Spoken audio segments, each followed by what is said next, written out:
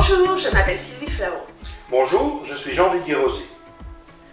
En ces temps de confinement et de distanciation physique, nous vous présentons notre nouvelle série vidéo intitulée La question du lundi. Alors, comment ça marche? Chaque semaine, nous sélectionnons une de vos questions en rapport avec l'hypnose, la programmation neurolinguistique ou encore le coaching et nous y répondons de façon simple et pratique. Et d'ailleurs, vous pouvez nous adresser vos questions par email ou via notre page Facebook et vous retrouverez nos coordonnées à la fin de cette vidéo. La question d'aujourd'hui nous est envoyée par Mélanie de Belge qui nous demande ce qu'est l'hypnose. L'état d'hypnose est un état modifié de conscience. Il se situe entre la veille et le sommeil. Quand vous êtes en état d'hypnose, vous n'êtes pas totalement éveillé et ni totalement endormi. En effet, c'est un état que chacune d'entre nous expérimente plusieurs fois par jour, sans savoir qu'il s'agit d'un état hypnotique. Lorsqu'elle se trouve en état d'hypnose ou, comme on dit dans notre métier, en transe hypnotique, la personne est comme libérée. Libérée de son esprit conscient, analytique, contrôlant. De ce fait, il lui est beaucoup plus facile de se reconnecter à elle-même et à ses ressources internes.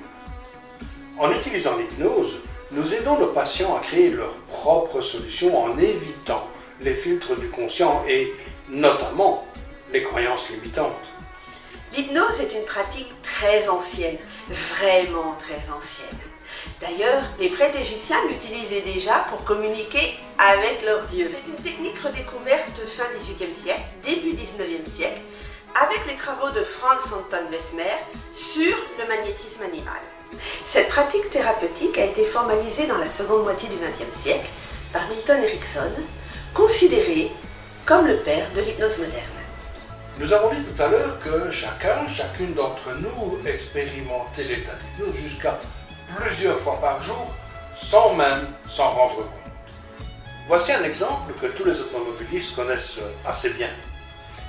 Il vous est sans doute déjà arrivé de partir d'un point A pour vous rendre à un point B et, arriver sur place, de ne même plus vous souvenir comment vous y êtes arrivé. Eh bien, cet état que vous avez connu pendant que vous conduisiez, alors que vous pouviez tourner, freiner, accélérer, éviter un piéton, cet état-là, c'est l'état d'hypnose. Et comme vous le voyez, l'hypnose, ce n'est pas de la magie.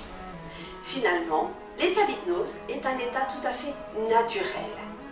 Cet état facilite la compréhension de sa situation par la personne et surtout permet la mise en place de nouveaux comportements en adéquation avec les changements désirés.